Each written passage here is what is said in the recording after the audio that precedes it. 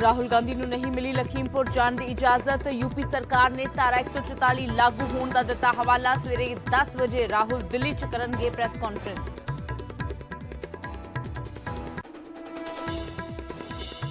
ਲਖੀਮਪੁਰ ਕਾਂਡ ਤੇ ਨਿਆਇਕ ਜਾਂਚ ਕਮੇਟੀ ਦਾ ਅੱਜ ਹੋਵੇਗਾ ਗਠਨ। FIR 'ਚ ਆਸ਼ੀਸ਼ ਮਿਸ਼ਰਾ ਨੂੰ ਬਣਾਇਆ ਗਿਆ ਮੁੱਖ ਮੁਲਜ਼ਮ। ਕਤਲ ਤੇ ਮਾਰੂ ਹਥਿਆਰ ਵਰਤਣ ਦੀਆਂ ਧਾਰਾਵਾਂ ਸ਼ਾਮਿਲ।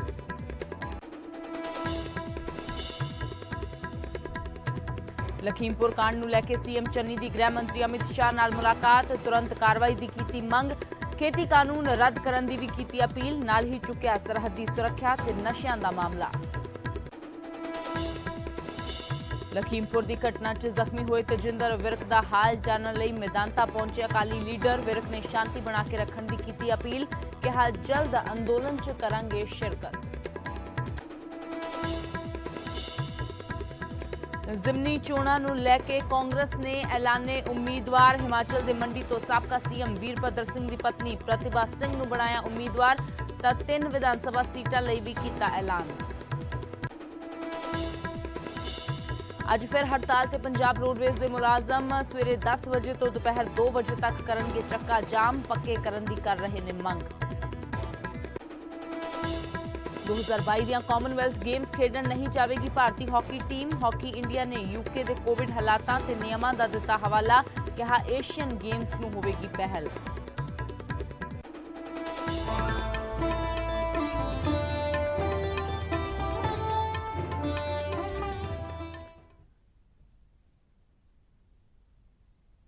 ਸਤਿ ਸ਼੍ਰੀ ਅਕਾਲ। ਨਿਊਜ਼ 18 ਪੰਜਾਬ ਹਰਿਆਣਾ ਹਿਮਾਚਲ ਦੇਖ ਰਹੇ ਸਾਰੇ ਦਰਸ਼ਕਾਂ ਦਾ ਸਵਾਗਤ। ਮੈਂ ਅਮ੍ਰਿਤ ਵਿਰਦੀ। ਬੁਲੇਟਿਨ ਦੀ ਸ਼ੁਰੂਆਤ ਕਰਦੇ ਹਾਂ ਲਖੀਮਪੁਰ ਕਾਂਡ ਦੇ ਨਾਲ, ਜਿਸ ਨੂੰ ਲੈ ਕੇ ਸਿਆਸਤ ਲਗਾਤਾਰ ਗਰਮਾਈ ਹੋਈ ਹੈ। ਪਰ ਇਸ ਸਭ ਦੇ ਵਿਚਾਲੇ ਰਾਹੁਲ ਗਾਂਧੀ ਨੂੰ ਲਖੀਮਪੁਰ ਜਾਣ ਦੀ ਇਜਾਜ਼ਤ ਨਹੀਂ ਮਿਲੀ ਹੈ। ਯੂਪੀ ਸਰਕਾਰ ਨੇ ਧਾਰਾ 144 ਲਾਗੂ ਹੋਣ ਦਾ ਹਵਾਲਾ ਦਿੱਤਾ ਹੈ ਤੇ ਹੁਣ ਸਵੇਰੇ 10 ਵਜੇ ਰਾਹੁਲ ਗਾਂਧੀ ਦਿੱਲੀ ਦੇ ਵਿੱਚ ਪ੍ਰੈਸ ਕਾਨਫਰੰਸ ਕਰਨਗੇ। ਰਾਹੁਲ ਦੀ ਅਗਵਾਈ ਦੇ ਵਿੱਚ ਅੱਜ ਕਾਂਗਰਸ ਦੇ 5 ਮੈਂਬਰੀ ਵਫਦ ਨੇ ਲਖੀਮਪੁਰ ਜਾਣਾ ਹੈ। ਪਰ ਕਿਉਂਕਿ ਲਗਾਤਾਰ ਜਿੰਨੇ ਵੀ ਸਿਆਸਤਦਾਨ ਨੇ, ਕਿਸੇ ਨੂੰ ਵੀ ਜੋ ਹੈ ਉਹ ਲਖੀਮਪੁਰ ਜਾਣ ਦੀ ਇਜਾਜ਼ਤ ਨਹੀਂ ਦਿੱਤੀ ਜਾ ਰਹੀ। ਅੱਜ ਰਾਹੁਲ ਗਾਂਧੀ ਨੇ ਲਖੀਮਪੁਰ ਜਾਣਾ ਸੀ ਪਰ ਉਹਨਾਂ ਨੂੰ ਇਜਾਜ਼ਤ ਨਹੀਂ ਦਿੱਤੀ ਗਈ। ਧਾਰਾ 144 ਲੱਗੇ ਹੋਣ ਦਾ ਹਵਾਲਾ ਦਿੱਤਾ ਗਿਆ ਹੈ। ਇਸ ਤੋਂ ਪਹਿਲਾਂ ਪ੍ਰਿਯੰਕਾ ਗਾਂਧੀ ਨੇ ਜਦੋਂ ਕੋਸ਼ਿਸ਼ ਕੀਤੀ ਪਿਛਲੇ 2 ਦਿਨਾਂ ਤੋਂ ਪਹਿਲਾਂ, ਤਾਂ ਪ੍ਰਿਯੰਕਾ ਗਾਂਧੀ ਨੂੰ ਹਿਰਾਸਤ ਵਿੱਚ ਲੈ ਲਿਆ ਗਿਆ। ਅਤੇ ਦੂਜੇ ਪਾਸੇ ਜੋ ਪੰਜਾਬ ਤੋਂ ਲੀਡਰਸ਼ਿਪ ਗਈ ਸੀ, ਪੰਜਾਬ ਦੀ ਲੀਡਰਸ਼ਿਪ, ਚਾਹੇ ਉਹ ਕਾਂਗਰਸ ਦੇ ਲੀਡਰ ਹੋਣ ਜਾਂ ਫਿਰ ਆਮ ਆਦਮੀ ਪਾਰਟੀ ਦੇ ਲੀਡਰ ਹੋਣ, ਉਹਨਾਂ ਨੂੰ ਵੀ ਜੋ ਹੈ ਉਹ ਹਿਰਾਸਤ ਵਿੱਚ ਲੈ ਲਿਆ ਗਿਆ। ਤਾਂ ਤਮਾਮ ਜੋ ਪੰਜਾਬ ਦੀ ਜਾਂ ਪੂਰੇ ਦੇਸ਼ ਦੇ ਸਿਆਸਤਦਾਨ, ਖਾਸ ਤੌਰ ਤੇ ਜੋ ਗੈਰ BJP ਪਾਰਟੀਆਂ ਨੇ, ਉਹ ਲਖੀਮਪੁਰ ਜਾਣ ਦੀ ਕੋਸ਼ਿਸ਼ ਕਰ ਰਹੀਆਂ ਨੇ ਤਾਂ ਉਹਨਾਂ ਨੂੰ ਹਿਰਾਸਤ ਵਿੱਚ ਲਿਆ ਜਾ ਰਿਹਾ ਹੈ। ਲਖੀਮਪੁਰ ਦੇ ਵਿੱਚ ਫਿਲਹਾਲ ਸਥਿਤੀ ਬਹੁਤ ਜ਼ਿਆਦਾ ਕੋਈ ਵਧੀਆ ਨਹੀਂ ਹੈ। ਇਸ ਲਈ ਜੋ ਇਹ ਹਵਾਲਾ ਦਿੱਤਾ ਜਾ ਰਿਹਾ ਕਿ ਧਾਰਾ 144 ਉੱਥੇ ਲਗਾਈ ਗਈ ਹੈ ਤੇ ਰਾਹੁਲ ਗਾਂਧੀ ਨੂੰ ਇਜਾਜ਼ਤ ਨਹੀਂ ਦਿੱਤੀ ਗਈ ਉੱਥੇ ਲਖੀਮਪੁਰ ਜਾਣ ਦੀ। ਫਿਲਹਾਲ 10 ਵਜੇ ਰਾਹੁਲ ਗਾਂਧੀ ਪ੍ਰੈਸ ਕਾਨਫਰੰਸ ਕਰਨਗੇ। ਕੀ ਕੁਝ ਕਹਿੰਦੇ ਨੇ, ਨਜ਼ਰ ਬਣੀ ਹੋਈ ਹੈ।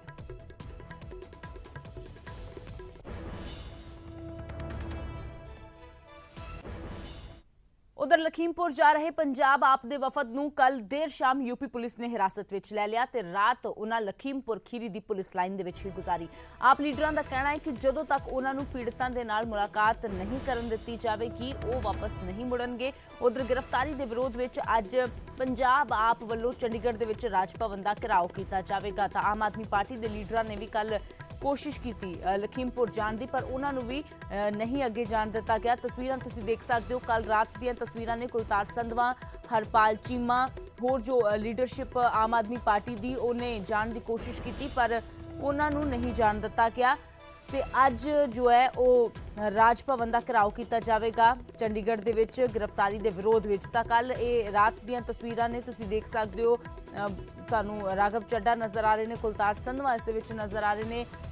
इस तो इलावा हरपाल चीमा विरोधी धिर दे नेता वो नज़र आ रहे हैं, बलजिंदर कौर नज़र आ रहे हैं। ये वो लीडर सी जिन्होंने लखीमपुर खीरी दी पुलिस लाइन दे विच जो है वो रात गुजारनी पई।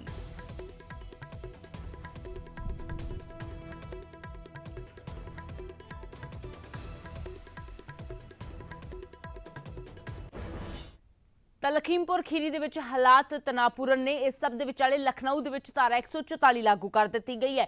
8 ਨਵੰਬਰ ਤੱਕ ਧਾਰਾ 144 ਲਖਨਊ ਦੇ ਵਿੱਚ ਲਗਾ ਦਿੱਤੀ ਗਈ ਹੈ। ਕਿਸਾਨ ਅੰਦੋਲਨ ਦੇ ਕਰਕੇ ਧਾਰਾ 144 ਲਗਾਈ ਗਈ ਹੈ। ਕੋਰੋਨਾ ਨਿਯਮਾਂ ਅਤੇ ਤਿਉਹਾਰਾਂ ਦਾ ਹਵਾਲਾ ਇਸ ਦੇ ਪਿੱਛੇ ਦਿੱਤਾ ਗਿਆ ਹੈ। ਤਾਂ ਦੱਸ ਦਈਏ ਕਿ ਲਖੀਮਪੁਰ ਦੇ ਵਿੱਚ ਜਿਸ ਤਰ੍ਹਾਂ ਦੀ ਘਟਨਾ ਵਾਪਰੀ ਉਸ ਨੂੰ ਲੈ ਕੇ ਪੂਰੇ ਦੇਸ਼ ਦੇ ਵਿੱਚ ਗੁੱਸਾ ਹੈ ਤੇ ਸਿਆਸਤ ਗਰਮਾਈ ਹੋਈ ਹੈ। 4 ਕਿਸਾਨਾਂ ਦੀ ਉਸ ਦੇ ਵਿੱਚ ਮੌਤ ਹੋ ਜਾਂਦੀ ਹੈ, 4 ਹੋਰ ਲੋਕ ਉਸ ਦੇ ਵਿੱਚ ਮਾਰੇ ਜਾਂਦੇ ਨੇ।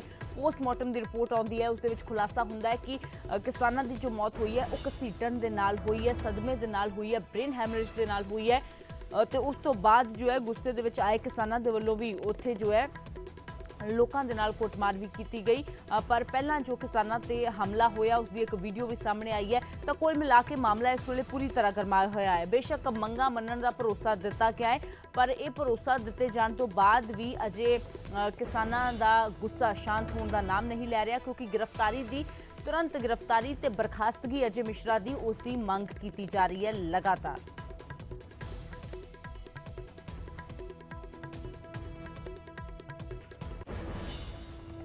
ਤੇ ਉਧਰ ਇਸ ਸਭ ਦੇ ਵਿਚਾਲੇ ਲਖੀਮਪੁਰ ਕਾਂਡ ਦੀ FIR ਦੀ ਇੱਕ ਕਾਪੀ ਸਾਹਮਣੇ ਆਈ ਹੈ। ਅਜੇ ਮਿਸ਼ਰਾ ਮੰਤਰੀ ਦੇ ਲੜਕੇ ਤੇ ਬਾਈ ਨੇਮ ਕਤਲ ਦਾ ਪਰਚਾ ਦਰਜ ਕੀਤਾ ਗਿਆ ਹੈ। ਜੀ ਹਾਂ, ਆਸ਼ੀਸ਼ ਮਿਸ਼ਰਾ, ਅਜੇ ਮਿਸ਼ਰਾ ਦਾ ਬੇਟਾ ਆਸ਼ੀਸ਼ ਮਿਸ਼ਰਾ FIR ਦੇ ਵਿੱਚ ਉਸ ਨੂੰ ਮੁੱਖ ਮੁਲਜ਼ਮ ਬਣਾਇਆ ਗਿਆ ਹੈ। ਆਸ਼ੀਸ਼ ਮਿਸ਼ਰਾ ਨੂੰ ਪਰਚੇ ਦੇ ਵਿੱਚ ਲਖੀਮਪੁਰ ਖੀਰੀ ਕਾਂਡ ਦਾ ਮੁੱਖ ਮੁਲਜ਼ਮ ਬਣਾਇਆ ਗਿਆ ਹੈ। FIR ਵਿੱਚ ਮਾਰੂ ਹਥਿਆਰ ਵਰਤਣ ਦੀ ਧਾਰਾ ਵੀ ਸ਼ਾਮਿਲ ਹੈ। ਕਿਸਾਨਾਂ ਦੀ ਸ਼ਿਕਾਇਤ ਤੇ ਇਹ FIR ਦਰਜ ਕੀਤੀ ਗਈ ਹੈ। ਉਧਰ ਲਖੀਮਪੁਰ ਕਾਂਡ ਨੂੰ ਲੈ ਕੇ ਬੁੱਧਵਾਰ ਨੂੰ ਨਿਆਇਕ ਜਾਂਚ ਲਈ ਟੀਮ ਦਾ ਗਠਨ ਹੋਵੇਗਾ। ਟੀਮ ਗਠਿਤ ਹੋਣ ਤੋਂ 48 ਘੰਟਿਆਂ ਦੇ ਅੰਦਰ ਟੀਮ ਜਾਂਚ ਸ਼ੁਰੂ ਕਰ ਦੇਵੇਗੀ। ਇਸ ਤੋਂ ਪਹਿਲਾਂ 6 ਮੈਂਬਰੀ ਸਿੱਟ ਮਾਮਲੇ ਦੀ ਜਾਂਚ ਕਰ ਰਹੀ ਹੈ। ਲਖਨਊ ਰੇਂਜ ਦੇ IG ਨੇ ਸਿੱਟ ਦਾ ਗਠਨ ਕੀਤਾ ਹੈ। ਮ੍ਰਿਤਕ ਕਿਸਾਨ ਗੁਰਵਿੰਦਰ ਦਾ ਪੋਸਟਮਾਰਟਮ ਦੁਬਾਰਾ ਕੀਤਾ ਗਿਆ, ਕਿਉਂਕਿ ਪਰਿਵਾਰ ਨੇ ਪੋਸਟਮਾਰਟਮ ਦੀ ਪਹਿਲੀ ਰਿਪੋਰਟ ਰੱਦ ਕਰ ਦਿੱਤੀ ਸੀ। ਤਾਂ ਲਖੀਮਪੁਰ ਕਾਂਡ ਦੀ ਜੋ FIR ਹੈ ਉਸ ਦੇ ਵਿੱਚ ਕੀ ਕੁਝ ਹੈ ਉਹ ਵੀ ਤੁਹਾਨੂੰ ਅਸੀਂ ਤਫਸੀਲ ਦੇ ਨਾਲ ਦੱਸਦੇ ਹਾਂ। FIR ਦੇ ਵਿੱਚ FIR ਕਿੱਥੇ ਦਰਜ ਹੋਈ ਹੈ? ਤਿਕੋਨੀਆ ਥਾਣਾ, ਤਿਕੋਨੀਆ ਪੁਲਿਸ ਥਾਣੇ ਦੇ ਵਿੱਚ FIR ਦਰਜ ਹੋਈ ਹੈ। ਕਦੋਂ ਦਰਜ ਹੋਈ? 3 ਅਕਤੂਬਰ ਦੀ ਇਹ ਪੂਰੀ ਘਟਨਾ। ਤਾਂ 4 ਅਕਤੂਬਰ 2021 ਨੂੰ FIR ਦਰਜ ਕਰ ਦਿੱਤੀ ਗਈ। ਮੁਲਜ਼ਮ ਆਸ਼ੀਸ਼ ਮਿਸ਼ਰਾ ਨੂੰ ਬਣਾਇਆ ਗਿਆ, ਜੋ ਕੇਂਦਰੀ ਗ੍ਰਹਿ ਰਾਜ ਮੰਤਰੀ ਅਜੇ ਮਿਸ਼ਰਾ ਦਾ ਬੇਟਾ ਹੈ। 15-20 ਅਣਪਛਾਤੇ ਜੋ ਨੇ ਉਹਨਾਂ ਤੇ ਵੀ ਜੋ ਧਾਰਾ 302 ਲਗਾਈ ਗਈ ਹੈ, ਯਾਨੀ ਕਿ ਕਤਲ ਦੀ ਧਾਰਾ, 304 ਇਰਾਦਾ ਕਤਲ ਦੀ, ਗੈਰ ਇਰਾਦਾ ਕਤਲ ਦੀ ਧਾਰਾ, 120 ਅਪਰਾਧਿਕ ਸਾਜ਼ਿਸ਼, 147 ਦੰਗਾ ਫਸਾਦ, ਖਤਰਨਾਕ ਹਥਿਆਰਾਂ ਦੀ ਵਰਤੋਂ ਲਈ 149, ਭੀੜ ਵੱਲੋਂ ਅਪਰਾਧ ਲਈ 279, ਲਾਪਰਵਾਹ ਡਰਾਈਵਿੰਗ ਅਤੇ ਜਾਨ ਨੂੰ ਖਤਰਾ ਲਈ 338। ਇਹ ਜੋ ਹੈ ਗੰਭੀਰ ਧਾਰਾਵਾਂ ਲਗਾਈਆਂ ਗਈਆਂ ਨੇ। ਦੂਜਿਆਂ ਦੀ ਜ਼ਿੰਦਗੀ ਨੂੰ ਜੋਖਮ ਦੇ ਵਿੱਚ ਪਾਉਣ ਵਾਲੀਆਂ ਧਾਰਾਵਾਂ ਲਗਾਈਆਂ ਗਈਆਂ ਨੇ। ਪਰ ਜੋ ਸਿੱਧੇ ਤੌਰ ਤੇ ਹੈ ਉਹ ਗ੍ਰਿਫਤਾਰੀ ਅਜੇ ਤੱਕ ਨਹੀਂ ਹੋਈ ਹੈ। ਇਸ ਨੂੰ ਲੈ ਕੇ ਅਜੇ ਵੀ ਜੋ ਹੈ ਉਹ ਸਵਾਲ ਵੀ ਖੜੇ ਹੁੰਦੇ ਨੇ ਕਿ ਜਦੋਂ ਬਾਈ ਨੇਮ ਪਰਚਾ ਦਰਜ ਕਰ ਦਿੱਤਾ ਗਿਆ ਤਾਂ ਉਸ ਤੋਂ ਬਾਅਦ ਗ੍ਰਿਫਤਾਰੀ ਨਾ ਕੀਤੇ ਜਾਣ ਦਾ ਜੋ ਹੈ ਉਹ ਕੋਈ ਤੁਕ ਨਹੀਂ ਬਣਦਾ। ਜਦੋਂ ਪਰਚਾ ਬਾਈ ਨੇਮ ਦਰਜ ਹੋਵੇ, ਜਦੋਂ ਮੁੱਖ ਮੁਲਜ਼ਮ ਬਣਾਇਆ ਗਿਆ ਹੋਵੇ, ਜਦੋਂ ਇੰਨੀਆਂ ਗੰਭੀਰ ਧਾਰਾਵਾਂ ਲਗਾਈਆਂ ਗਈਆਂ ਹੋਣ, ਪਰ ਬਾਵਜੂਦ ਇਸ ਦੇ ਅੱਜ ਤੱਕ ਗ੍ਰਿਫਤਾਰੀ ਨਾ ਹੋਣਾ ਸਵਾਲ ਖੜੇ ਕਰਦਾ ਹੈ। ਪਰ ਫਿਲਹਾਲ ਗ੍ਰਿਫਤਾਰੀ ਕਦੋਂ ਹੁੰਦੀ ਹੈ ਇਹ ਜ਼ਰੂਰ ਦੇਖਣਾ ਹੋਵੇਗਾ। ਪਰ FIR ਕਿਹੜੇ ਧਾਰਾ ਉਹਦੇ ਵਿੱਚ ਲਗਾਈਆਂ ਗਈਆਂ ਨੇ ਉਹ ਅਸੀਂ ਤੁਹਾਨੂੰ TV ਸਕਰੀਨ ਤੇ ਦਿਖਾ ਰਹੇ ਹਾਂ।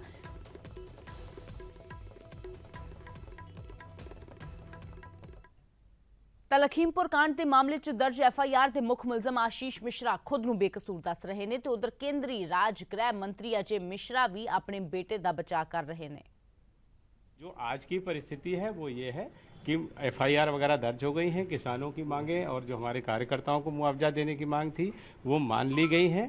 और मैं जिस तरह से हमारी जांच हो रही, न्यायिक जांच भी हो रही है, SIT की भी जांच हो रही है, पुलिस का इन्वेस्टिगेशन भी हो रहा है, ये सारी चीज़ें हो रही हैं। बहुत जल्दी स्थितियां साफ हो जाएंगी और भी किसी जांच की आवश्यकता होगी तो वो भी जांच हम लोग कराएंगे। और जो भी दोषी हैं और जिन्होंने साजिश रची है उनको किसी भी स्तर पर छोड़ा नहीं जाएगा। और वहाँ पर हमारे यहाँ दंगल का आयोजन होता है। वहाँ से करीब 4-4.5 किलोमीटर की दूरी पर हमारा गांव है बनवीरपुर। मैं सुबह से लेकर के कार्यक्रम के समापन तक का वहीं था, तो मैं वहाँ था ही नहीं। आपके ऊपर FIR फिर कैसे हो गया? आप तो वहाँ थे नहीं। 302 का FIR लिखा दिया उन लोगों ने। अब ये तो मान लीजिए उन्होंने लिखाया है तो इसकी जांच होगी। अगर मान लीजिए उन्होंने लिखाया है तो ये तो गलत है ही है, लेकिन इसके बाद उसकी जांच भी होगी। जांच में इस दूध का दूध पानी का पानी सामने आ जाएगा। भाई हम ये कह रहे हैं कि गिरफ्तारी किस चीज़ की हो। हम अपने यहाँ दंगल का आयोजन कराते हैं, इस चीज़ की गिरफ्तारी। वो कह रहे हैं हत्या का मुकदमा लिख गया, पुलिस बात नहीं कर रही, पुलिस आपको खोज नहीं रही है। अरे भाई फिर वही बात, जब हम कार्यक्रम स्थल पर थे, हम अपने दंगल का कार्यक्रम कर रहे थे, जब हम वहाँ थे ही नहीं तो काहे के लिए गिरफ्तार करें। ਤਾਂ ਅਜੇ ਮਿਸ਼ਰਾ ਆਪਣੇ ਬੇਟੇ ਦਾ ਬਚਾਅ ਕਰ ਰਹੇ ਨੇ ਤੇ ਦੂਜੇ ਪਾਸੇ ਆਸ਼ੀਸ਼ ਮਿਸ਼ਰਾ ਖੁਦ ਨੂੰ ਬੇਕਸੂਰ ਦੱਸ ਰਹੇ ਨੇ। ਪਰ ਇਸ ਸਭ ਦੇ ਵਿਚਾਲੇ ਕਿਸਾਨ ਆਗੂ ਰਾਕੇਸ਼ ਟਕੈਤ ਨੇ ਕੇਂਦਰੀ ਰਾਜ ਮੰਤਰੀ ਅਜੇ ਮਿਸ਼ਰਾ ਤੇ ਤਿੱਖੇ ਤੰਜ਼ ਭਰੇ ਨਿਸ਼ਾਨੇ ਸਾਧੇ ਤੇ ਵੱਡੇ ਇਲਜ਼ਾਮ ਲਗਾਏ ਨੇ। बताते हैं उसके बारे में गांव के लोग कि पहले लकड़ी चोर माफिया रहा, ये खैर की और चंदन की चोरी करता था। नेपाल में यहाँ जो गृह राज्य मंत्री बनाया, और नेपाल में डीजल का व्यापार करता था। खाद यहाँ से सस्ता था, नेपाल में महंगा था। यूरिया खाद की सप्लाई करता था, वहाँ बेचता था, DAP बेचता था, और अवैध धंधों में वो था। ये यहाँ के लोगों ने बताया। ਤਾਂ ਲਖੀਮਪੁਰ ਕਾਂਡ ਵਿੱਚ 4 ਕਿਸਾਨਾਂ ਦੀ ਜਾਨ ਚਲੀ ਗਈ। ਉੱਥੇ ਹੀ ਕਈ ਕਿਸਾਨ ਜ਼ਖਮੀ ਵੀ ਹੋਏ, ਜਿਨ੍ਹਾਂ ਦੇ ਵਿੱਚੋਂ ਕਿਸਾਨ ਆਗੂ ਤਜਿੰਦਰ ਵਿਰਕ ਦਾ ਮਿਦੰਤਾ ਹਸਪਤਾਲ ਦੇ ਵਿੱਚ ਇਲਾਜ ਚੱਲ ਰਿਹਾ ਹੈ, ਜਿੱਥੇ ਅਕਾਲੀ ਆਗੂ ਵਿਰਕ ਦਾ ਹਾਲ ਜਾਣਨ ਦੇ ਲਈ ਪਹੁੰਚੇ।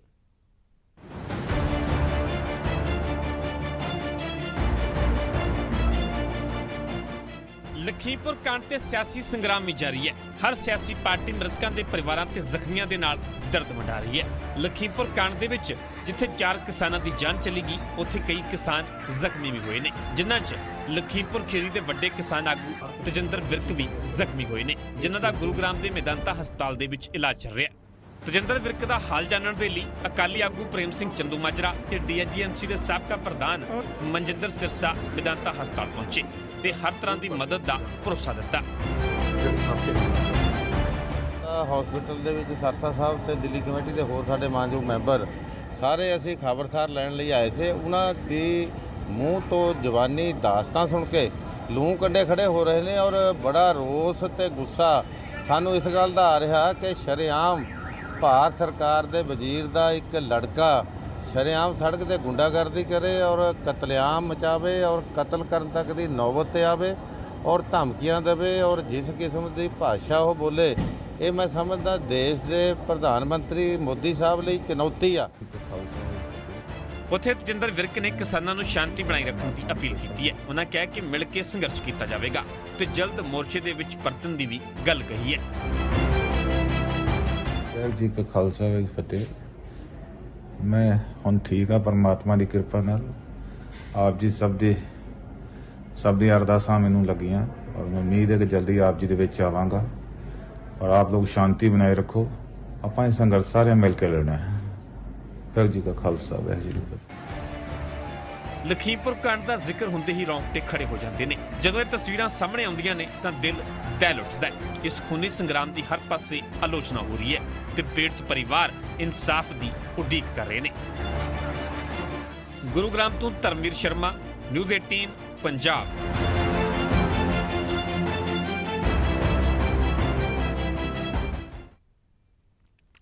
ਤਾਂ ਲਖੀਮਪੁਰ ਕਾਂਡ ਨੂੰ ਲੈ ਕੇ ਪੂਰੇ ਦੇਸ਼ ਦੇ ਵਿੱਚ ਗੁੱਸਾ ਹੈ, ਸਿਆਸਤ ਪੂਰੀ ਤਰ੍ਹਾਂ ਭਖੀ ਹੋਈ ਹੈ। ਸਭ ਦੇ ਵਿਚਾਲੇ ਗ੍ਰਹਿ ਮੰਤਰੀ ਅਮਿਤ ਸ਼ਾਹ ਦੇ ਨਾਲ ਪੰਜਾਬ ਦੇ CM ਚੰਨੀ ਨੇ ਮੁਲਾਕਾਤ ਕੀਤੀ ਹੈ। ਲਖੀਮਪੁਰ ਕਾਂਡ ਦੇ ਵਿੱਚ ਗ੍ਰਹਿ ਮੰਤਰੀ ਦਾ ਦਖਲ ਮੰਗਿਆ ਹੈ ਤੇ ਮੁਲਜ਼ਮਾਂ ਦੇ ਖਿਲਾਫ ਸਖਤ ਕਾਰਵਾਈ ਦੀ ਮੰਗ ਕੀਤੀ ਹੈ। ਖੇਤੀ ਕਾਨੂੰਨ ਰੱਦ ਕਰਨ ਦੀ ਮੰਗ ਵੀ CM ਚੰਨੀ ਨੇ ਰੱਖੀ ਹੈ ਤੇ ਸਰਹੱਦੀ ਸੁਰੱਖਿਆ ਦਾ ਮੁੱਦਾ ਵੀ ਚੁੱਕਿਆ ਹੈ। ਇਸ ਤੋਂ ਇਲਾਵਾ ਕਰਤਾਰਪੁਰ ਲਾਂਘਾ ਖੋਲ੍ਹੇ ਜਾਣ ਦੀ ਮੰਗ ਵੀ ਦੁਹਰਾਈ ਹੈ। CM ਚੰਨੀ ਨੇ ਇਹ ਵੀ ਹਵਾਲਾ ਦਿੱਤਾ ਹੈ ਕਿ ਪੰਜਾਬ ਪਹਿਲਾਂ ਹੀ ਇੱਕ ਬਾਰਡਰ ਸਟੇਟ ਹੈ ਤੇ ਅਜਿਹੇ ਦੇ ਵਿੱਚ ਪੰਜਾਬ ਦੇ ਉੱਪਰ ਖਤਰਾ ਹੋ ਜਾਂਦਾ ਹੈ ਜ਼ਿਆਦਾ, ਕਿਉਂਕਿ ਪੰਜਾਬ ਦੇ ਜ਼ਿਆਦਾਤਰ ਕਿਸਾਨ ਇਸ ਅੰਦੋਲਨ ਦੇ ਵਿੱਚ ਸ਼ਾਮਲ ਨੇ ਤੇ ਆਉਣ ਵਾਲੇ ਸਮੇਂ ਦੇ ਵਿੱਚ ਪੰਜਾਬ ਦੇ ਵਿੱਚ ਇਸ ਤਰ੍ਹਾਂ ਦੇ ਹਾਲਾਤ ਪੈਦਾ ਨਾ ਹੋਣ, ਇਸ ਦੇ ਲਈ ਉਹਨਾਂ ਨੇ ਖੇਤੀ ਕਾਨੂੰਨ ਰੱਦ ਕਰਨ ਦੀ ਵੀ ਮੰਗ ਕੀਤੀ ਹੈ, ਕਿਉਂਕਿ CM ਚੰਨੀ ਪਹਿਲਾਂ ਵੀ ਖੇਤੀ ਕਾਨੂੰਨਾਂ ਨੂੰ ਹੀ ਸਾਰੇ ਫਸਾਦ ਦੀ ਜੜ ਕਹਿ ਚੁੱਕੇ ਨੇ।